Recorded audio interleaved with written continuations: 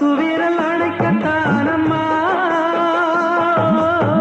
முத்துரகம் எனக்கு தானம்மா